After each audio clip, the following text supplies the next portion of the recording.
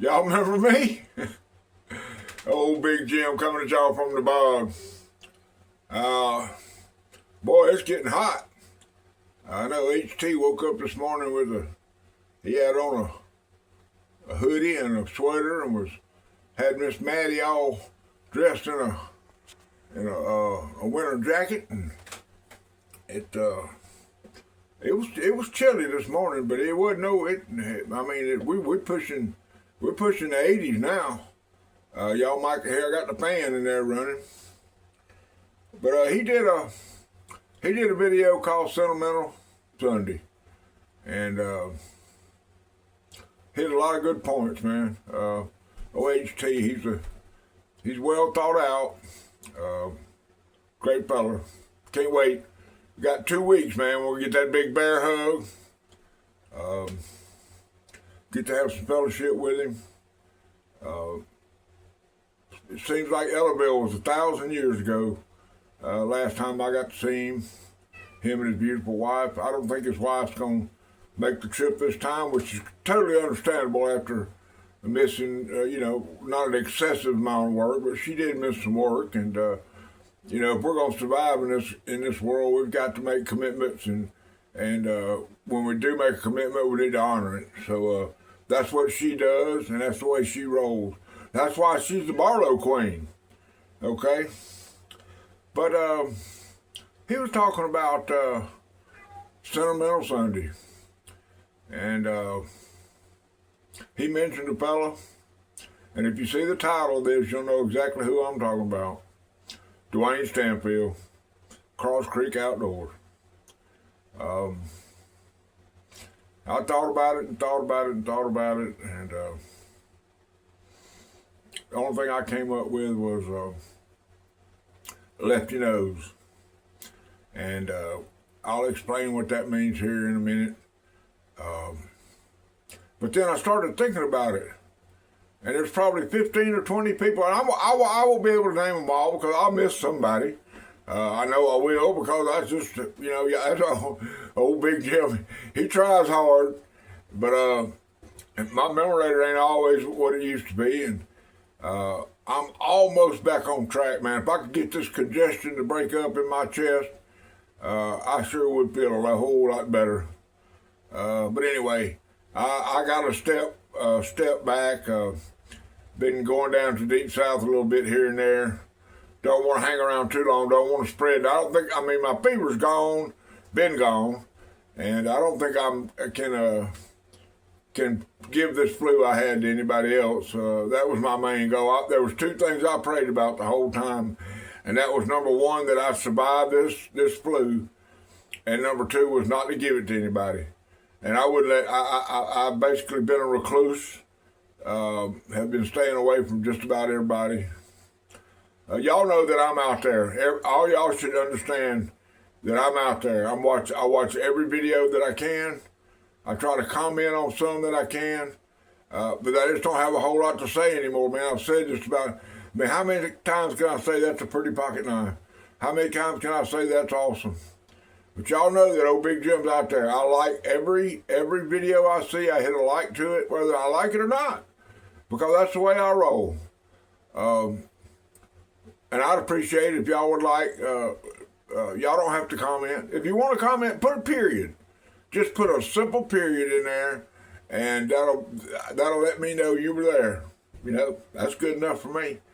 But liking it is a very big thing. My videos aren't getting a lot of views, but when I look at a video and it's got 58 views and it has 28 likes, that's a home run to me. I've hit it out of the park. Anyway, first thing I'm going to do is I'm going to show y'all one of my collections. Saber knives. Made in Japan, made in Ireland, made in the USA, made in China, made in Hong Kong, they've been made all over the world, okay? Saber knives. If you don't have one, you might ought to try picking one up, okay? You know why I'm telling y'all that? Because Lefty knows. All right, everybody. Here is a look at my current Saber Japan collection. That's a little jackknife up there. Another little jackknife. The third jackknife there from Stephen Jeffries. There's a bearhead trapper in Delrin. There is a bone-handled trapper. There is this is a 614. We'll be talking a lot more about this knife in a minute.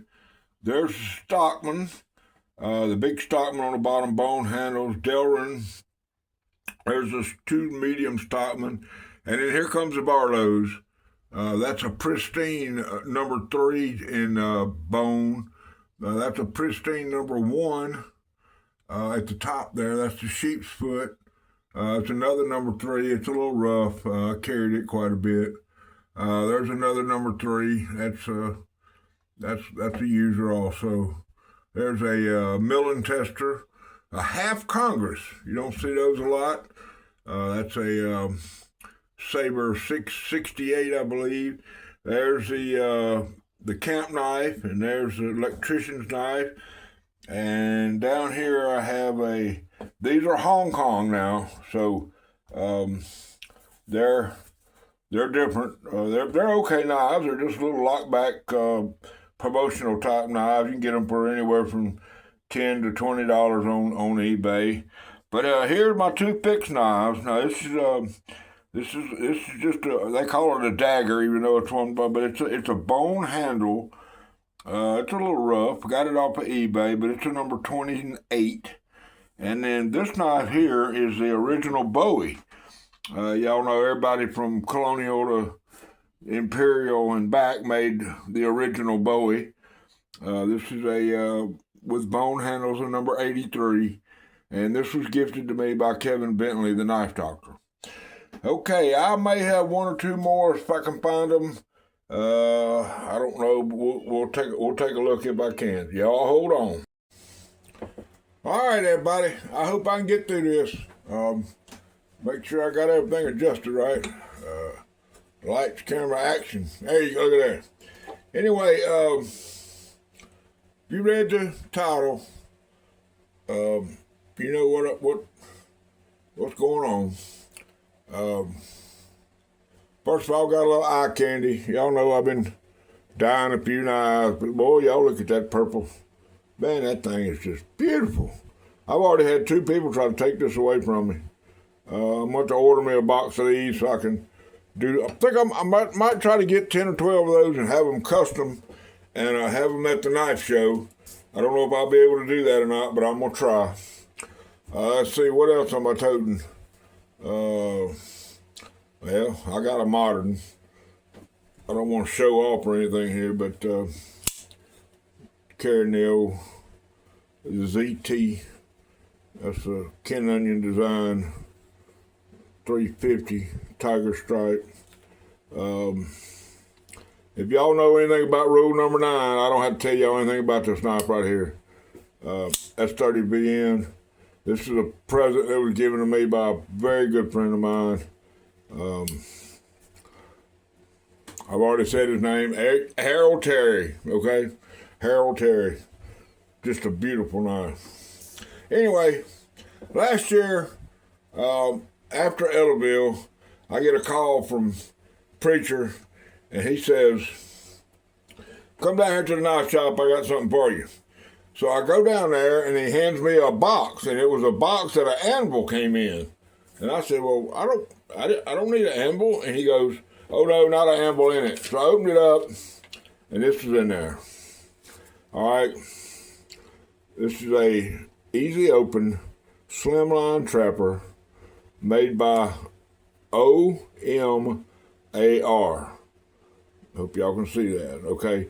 This was given to Heath Warrencliffe at Warren Anvils by Dan Edwards. And so Dan Edwards knows. All right, next, and I've already showed it y'all, but there was a white pearl, imitation pearl jackknife in the folder right here that was given to me by Stephen Jeffries. Stephen Jeffrey Knows. Now, I can't find it, but somewhere in this pile of stuff I got, there is a Sabre Ireland Barlow that was gifted me by Brother Dwayne Clark at Clark's Cutlery Company, or Clark's Kentucky Knives, depending on how you're looking at it, depending on whether he's on Facebook or on YouTube or where he's at. I can't find it. I know I got it. I just don't know where it is. But the main thing is, Dwayne Clark knows. Next, I showed y'all in here a couple of straight knives. One of them was the original Bowie. Well, I made a comment about that in a comment to Kevin Bentley, the knife doctor. 4 days later, that knife was in my hands. Kevin Bentley knows. Now he's a USA made knife guy. I understand that. I know the passion. I have them. I love them. I got them. So I understand the passion for that. But he also understands my passion about Japanese made knives and Japanese steel. So Kevin Bentley knows. And last but not least, the guy I just mentioned his name, Harold Terry. He knows. He's a Japanese guy. He knows quality. He hangs around with Lefty enough to know that a good knife. So HT knows. And last but not least, the person that this video is basically aimed at is the man, the myth, the legend, himself, Dwayne Stampfield. Now, if y'all know, then you know. I mean, HT summed it up. I deplore y'all to go to HT's page today and watch the video he put out about Lefty and what he says about Lefty. Not only does he know about Japanese steel, but he understands, I believe, perfectly about our Lord and Savior Jesus Christ. And he brings that message just about every video. Now, I wouldn't want to get in a shooting match with him. I definitely wouldn't play golf with him. Not going to try to beat him on trading knives. But a while back here, I had a subscriber send me a knife, and it wasn't the knife that I was looking for, but he told me if I could find one that I could trade for it and get the one I wanted. Well, the first person I hit up was Lefty, Dwayne Stampfield. Told him what I had, told him what I was looking for, and he said, well, I think I might can do something. Sure enough, 4 days later, it came rolling in. It was I think it was a 225 old timer, probably an old user that he had for a long time. Probably skinned some deers. It's over there in my folding hunter box right now. Has a very cherished place. It'll never go anywhere. Hardly gets toted. But when it does get toted, it is sharp as you can imagine. But I absolutely love it. Well, in that box, there was a little sweetener. And I've got one. Matter of fact, I've probably got 2 or 3. I just don't know where all of them are. But this is the one that he sent me. This is a Sabre Japan. The model number is. Y'all look at that carbon steel. You can't buy this color. You can't. I mean, you can, but it's in a knife that's going to be as old as this one. But this is a Sabre 614 in Delrin. Just an absolutely beautiful, beautiful pocket knife. Just, if you're a trapper guy, you can't go wrong with these right here, guys. Okay? And of course, I tell y'all how sharp that 225 was I got from him. Well, this ain't no different.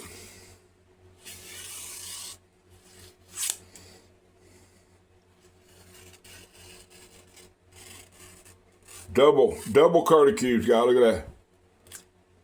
Okay?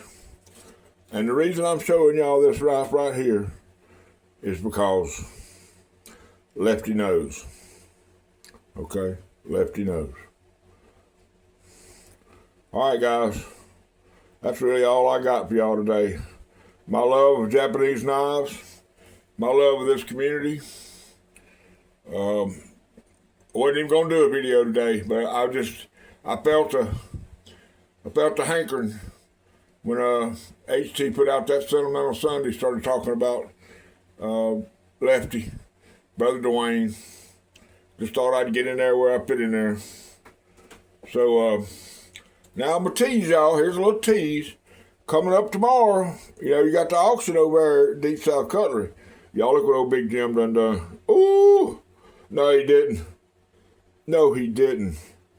Green, jigged, farmhand locking. Got a couple of these ready for tomorrow.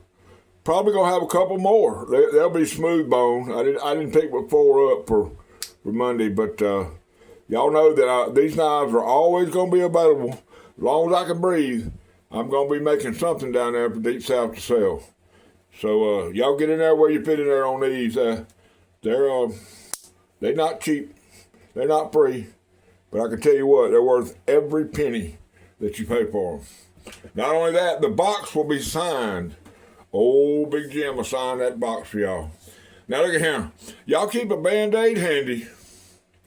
Y'all remember that Jesus Christ is the Lord of my life. I love each and every one of y'all. Y'all always carry a knife, preferably a sharp knife. Rule number 9.